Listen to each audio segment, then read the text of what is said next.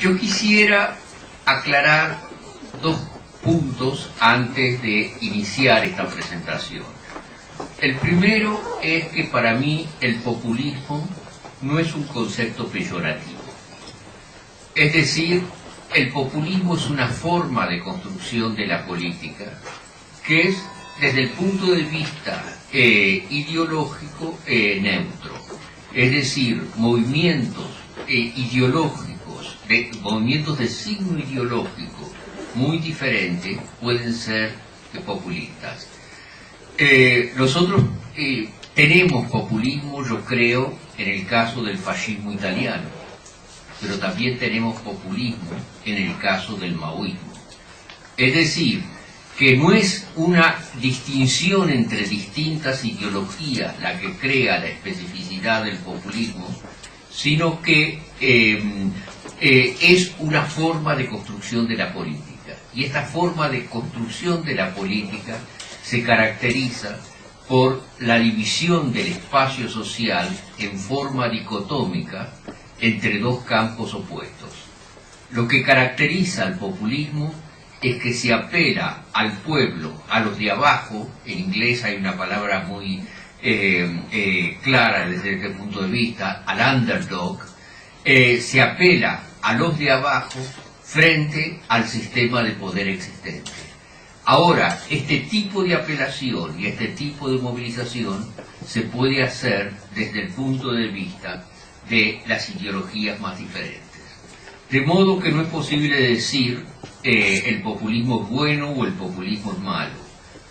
Uno puede oponerse a una movilización populista y al mismo tiempo uno puede defender una posición populista, pero esto depende de otros factores que no tienen nada que ver con la construcción populista o no de la política. ¿A qué se opone el populismo? Se opone fundamentalmente al institucionalismo radical, es decir, a una visión de la política en la cual no hay confrontación entre fuerzas opuestas, sino que hay una unificación de todo el espacio comunitario en torno a ciertas formas institucionales dadas. Todo esto lo voy a explicar en un instante. El segundo punto preliminar al cual quiero hacer referencia es que todo esto, para ser plenamente explicado, requiere entrar en una serie de aspectos teóricos que se me ha pedido que los limite al máximo. Recuerdo, 2 años di una conferencia en la Sociedad Lacaniana aquí en Madrid, y allí presenté todo el argumento teórico fundamental en torno al discurso, en torno al proceso de nominación, en torno a la lógica del antagonismo. Como todo esto requiere un cierto lenguaje técnico que de pronto haría mi discurso un tanto ininteligible en este contexto, lo que estoy tratando de hacer es reducir al mínimo todo este lenguaje técnico y presentar un argumento político que espero que sea coherente. Empecemos entonces planteando cómo surge una situación a partir de la cual el populismo es pensable. Voy a tratar de presentarles un diagrama aquí, en el cual ustedes pueden ver cómo la división dicotómica de la sociedad en dos campos emerge originariamente. Supongamos que tenemos una sociedad en la cual existe un régimen altamente represivo. Ahí nosotros tenemos un régimen represivo y por el otro lado tenemos una serie de demandas sociales a las cuales este régimen represivo no responde. Supongamos, sin embargo, que en esta situación, en un punto dado, emerge una demanda social particular. Supongamos, por ejemplo, que los obreros metalúrgicos en una cierta localidad comienzan una movilización por el alza de salarios. Esta llamémoslo demanda 1. Esa demanda 1 inmediatamente aparece internamente dividida. ¿Por qué? Porque por un lado es una demanda particular, el alza de salarios, pero por el otro lado, por el hecho de ocurrir en un contexto altamente represivo, todo el mundo la vive como un ataque contra el sistema. O sea que desde el comienzo hay una dimensión más universal en esta lucha. Por el hecho de que hay una dimensión más universal en esta lucha, esta alimenta en otra localidad una demanda completamente distinta. Por ejemplo, demanda 2, la demanda de los estudiantes por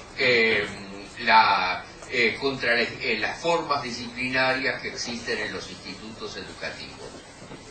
Desde el punto de vista del particularismo de las dos demandas, estas dos demandas son completamente diferentes la una de la otra, pero por el hecho de que las dos se oponen a un régimen represivo, las dos establecen entre sí una relación que hemos llamado de equivalencia.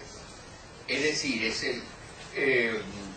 el semicírculo superior el que establece la relación de equivalencia, mientras que el semicírculo inferior mantiene el carácter diferencial entre las dos demandas. Y así, en una tercera localidad, por ejemplo, los políticos liberales comienzan una campaña de movilización por la libertad de la prensa. Llamamos a eso demanda 3. Y entonces aquí se da el mismo fenómeno, un semicírculo superior que crea la equivalencia entre estas demandas y un semicírculo inferior en el cual el particularismo de las demandas se mantiene.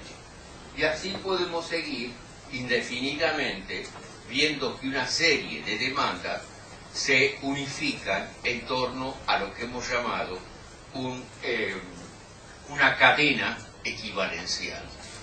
Ahora, esta cadena equivalencial potencialmente constituye un pueblo y es la base para la emergencia del populismo.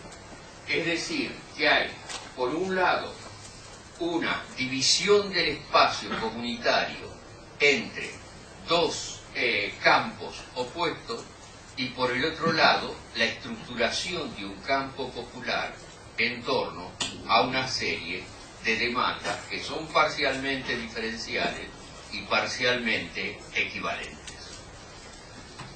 Esto, sin embargo, no es suficiente para constituir un pueblo. Lo que es necesario es que en cierto momento esta cadena equivalencial pase a ser significada como un todo, simbolizada como un todo. Es decir, se necesita, para usar aquí sí un término técnico, un significante que no aparezca ligado al significado específico de las demandas individuales, sino que signifique la cadena como totalidad. Ahora, ¿cuáles pueden ser cuáles son los medios de representación de esa cadena como totalidad? Evidentemente, solamente se dan si uno de estos eslabones de la cadena, aparte de representar la particularidad específica de esta demanda, asume la función de representar la cadena como un todo. Para darles un ejemplo, en Polonia, las demandas de solidaridad, de solidarnos, al comienzo eran simplemente las demandas de un grupo limitado de gente, los obreros de los astilleros Lenin en Danzig. Pero por el hecho de que esas demandas se dan en el contexto de otras demandas que son también insatisfechas, los símbolos, los significantes de solidarnos pasan a tener un carácter representativo mucho más amplio. Y así es como se constituye finalmente un significante popular. Y el populismo es la cristalización en torno a un cierto significante de esta totalidad de formas de lucha que, libradas a sí mismos, hubieran quedado reducidas a una cierta particularidad. Piensen ustedes, por ejemplo, en un caso que he mencionado en uno de mis trabajos, que nosotros tenemos en una cierta localidad un grupo de vecinos que hacen el pedido a la municipalidad que se cree una línea de ómnibus para llevar a la gente desde el lugar donde ellos trabajan, desde el lugar donde ellos viven, hasta el lugar donde la mayor parte de ellos trabajan. Esa demanda es una demanda específica. Si es absorbida por el sistema, en ese caso, esa demanda es satisfecha y no da lugar a la constitución de ningún efecto populista. Pero supongamos que la demanda no es satisfecha. En ese caso hay la frustración de una demanda. Y supongamos que la gente empieza a ver que así como la demanda de transporte no ha sido satisfecha, hay otras demandas de alojamiento, de salud, de escolaridad, seguridad, etcétera, que tampoco son satisfechas. Entonces, en un cierto momento, entre todas estas demandas, comienza a crearse un cierto tipo de solidaridad entre todas ellas. Y el sistema que se opone a estas demandas es vista, comienza a ser visto como un todo en el cual la individualidad de las demandas no es reconocida. Es decir, por un lado hay una universalización de estas demandas en torno a una cadena equivalencial. Y por el otro lado, el punto de cristalización de esta cadena equivalencial es la universalización de una demanda particular. Pero por el otro lado, del otro campo, también se produce el mismo efecto de universalización. El enemigo es visto cada vez más como un todo a medida que esta cadena equivalencial se expande.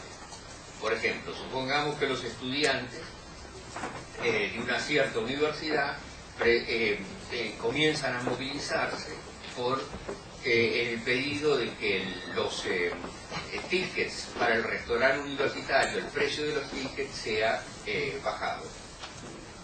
¿Cuál es el enemigo? En ese caso, está claro, son las autoridades universitarias. Pero si las demandas de esos estudiantes empiezan equivalencialmente a unirse a las demandas de los vecinos, a las demandas de los obreros en fábricas circundantes, a las demandas de otros grupos allí, determinar quién es el enemigo empieza a ser cada vez más complicado. Y ahí entonces empiezan a surgir términos generales, tal como el establishment, la globalización, el capitalismo, la oligarquía, etcétera, etcétera. O sea, que el proceso de división de la sociedad en dos campos aumenta de esta forma. Entonces nosotros tenemos dos posibilidades extremas allí.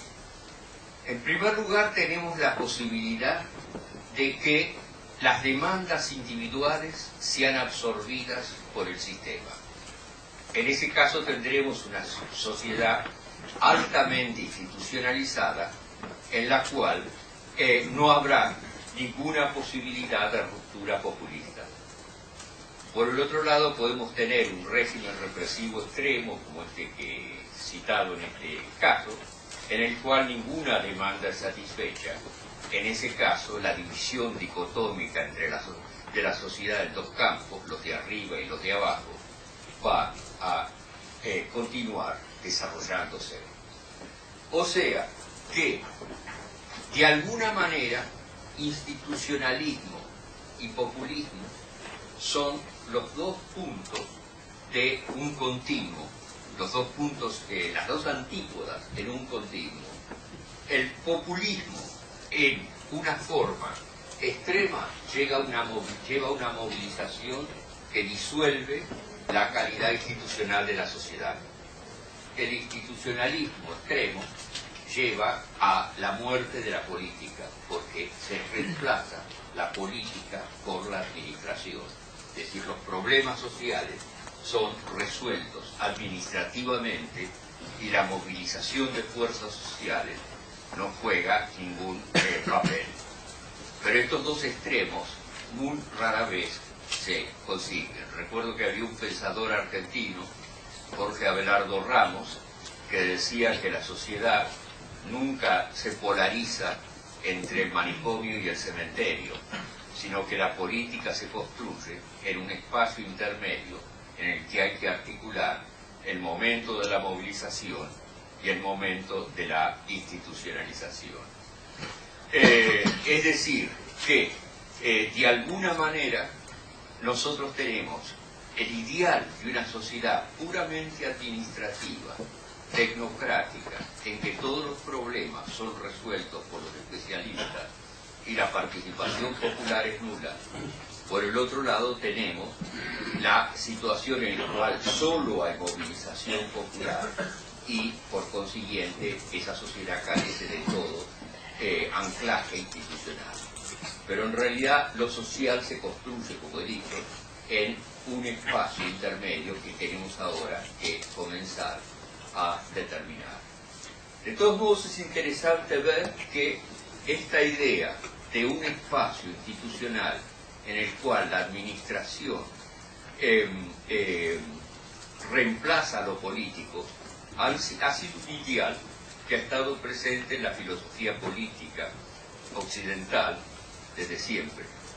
Platón suponía que el filósofo rey era el que sabía cómo la sociedad tenía que ser organizada y por consiguiente la voluntad popular no contaba para nada. Lo que contaba era la opinión de aquellos que sabían, es decir, el mundo de los expertos. En el momento inicial del positivismo, en el siglo XIX, Saint-Simon decía que había que pasar del gobierno de los hombres a la administración de las cosas. Y ese ideal administrativista en el cual la confrontación social desaparece como motor de la construcción política era para él el ideal de una sociedad positiva plenamente desarrollada.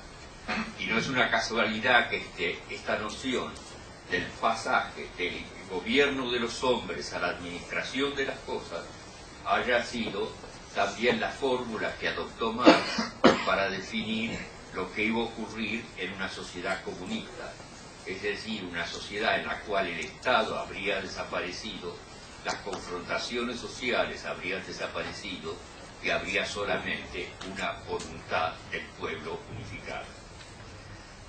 Si nosotros pasamos a América Latina, encontramos muchos ejemplos de ideal institucionalista administrativista. El lema del general Roca en Argentina, después del periodo de guerras civiles, era paz y administración. Y todo el positivismo latinoamericano se manifestaba en la misma dirección. Todavía hoy en la bandera brasileña, ustedes se encuentran que se dice orden y progreso, que era la típica fórmula positivista.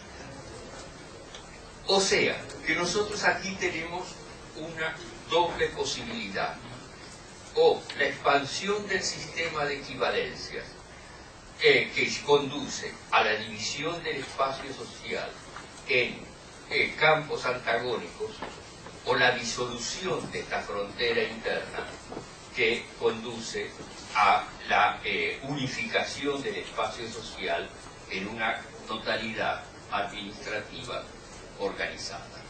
Y aquí hay dos aspectos que quiero señalar antes de pasar a esta opción. En primer lugar, es el estatus de este significante que unifica a la totalidad de la cadena. En primer lugar, este es un significante que nosotros llamamos hegemónico. La hegemonía, siendo uno de los dos títulos que que los organizadores han dado a esta conferencia consiste en que en cierto momento una particularidad asume la representación de una universalidad, la totalidad de esta cadena, que la rebasa.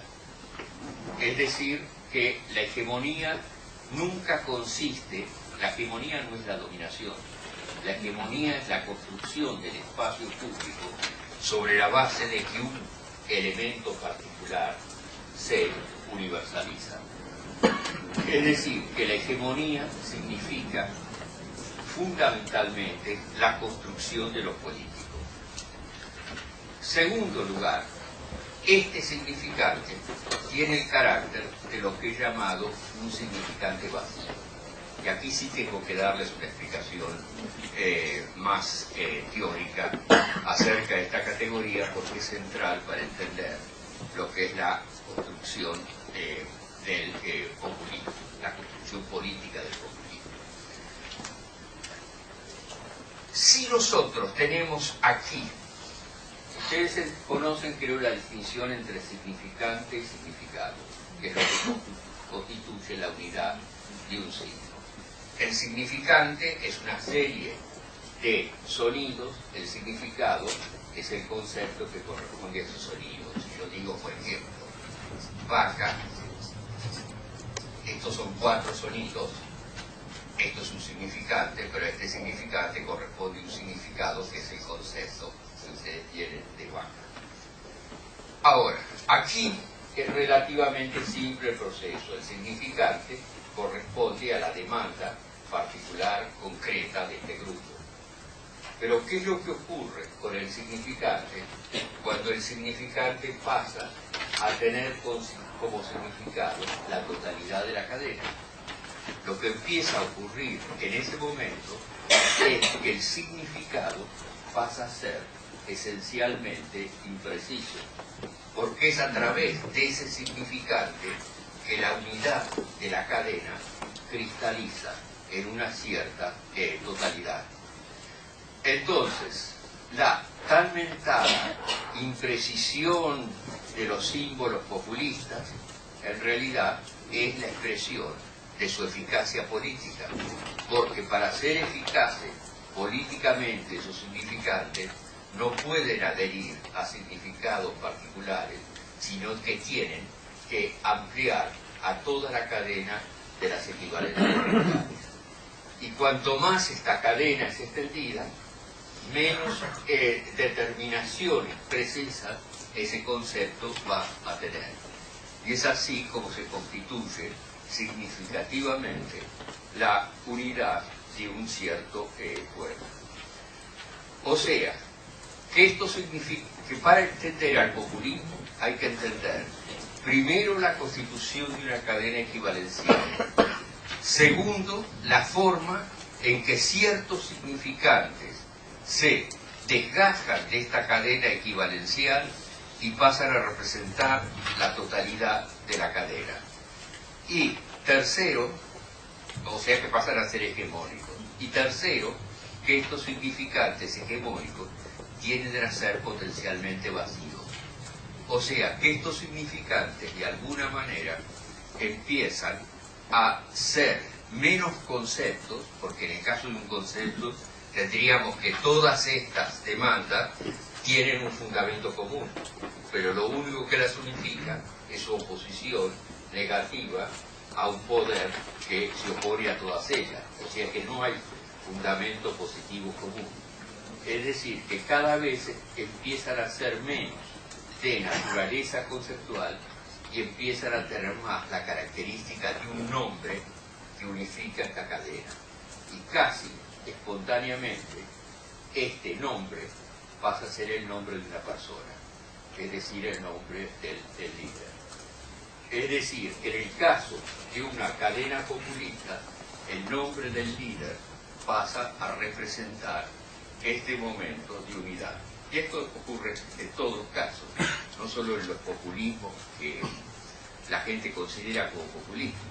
El gaullismo también unificaba una cantidad de elementos alrededor del nombre de Gaulle. el leninismo, el trotskismo, siempre el nombre de una persona pasa a representar este papel estructural. Ahora bien, ¿cómo vamos? Sí. Trataré de no hablar un minuto más de la hora que me ha sido asignada, pero a lo mejor va a ser el uno dialéctico que se divide en dos. En el caso del... ¿cuál sería la tendencia opuesta a esta estructuración populista del espacio público? Sería, como digo, una dimensión institucionalista. Y esta dimensión institucionalista es necesario entender cómo procede. Les voy a dar un ejemplo histórico de cómo este proceso se produce. En el siglo XIX, la sociedad inglesa, a mediados del siglo, aparecía dividida casi irremediablemente entre dos campos. El campo del poder, que es lo que se llamaba all corruption, y de otro lado, el campo popular, por ejemplo, que llegó a su punto álgido en el periodo del cartismo, en el cual ustedes tenían una serie de demandas equivalencialmente unidas. Tenían la demanda por alojamiento, la demanda por libertad de la prensa, la demanda por libertad económica, el republicanismo, etcétera, etcétera. Y entonces el pueblo tenía una estructuración interna plenamente plasmada. En ese momento el líder conservador israelí dice, bueno, Inglaterra está dividida irremediablemente en dos campos, lo que él llamaba two nations, dos naciones. Y si seguimos con dos naciones, vamos a terminar todos como Luis XVI. Es decir, que la única solución es construir one nation, un espacio unificado en el cual esta frontera interna se borrara. Entonces, ¿cuál es la forma de conseguir esto? Simplemente construir la hegemonía burguesa en Inglaterra sobre la base de la absorción individual de las demandas particulares. Por ejemplo, ustedes tienen una demanda de vivienda. Bueno, aquí hay una institución del Estado que se ocupa de la vivienda. Pero vean que esto es algo que les concede la buena reina Victoria. Es algo que no tiene nada que ver con el republicanismo. Entonces empieza a quebrar el lazo equivalencial entre las diversas demandas. Y el ideal era conseguir finalmente un espacio social, sociopolítico unificado en que todas las demandas pasaran a ser absorbidas, como dije antes, administrativamente, y la lucha entre grupos, la confrontación entre grupos, fuera eliminada. Y este ideal, que fue el ideal del torismo, desde Israel y hasta Thatcher, que volvió a una política confrontacional, pasa después a ser la ideología dominante del welfare state, es decir, de un espacio indefinido en que todas las demandas sociales iban a ser contempladas administrativamente por el Estado. Ahora,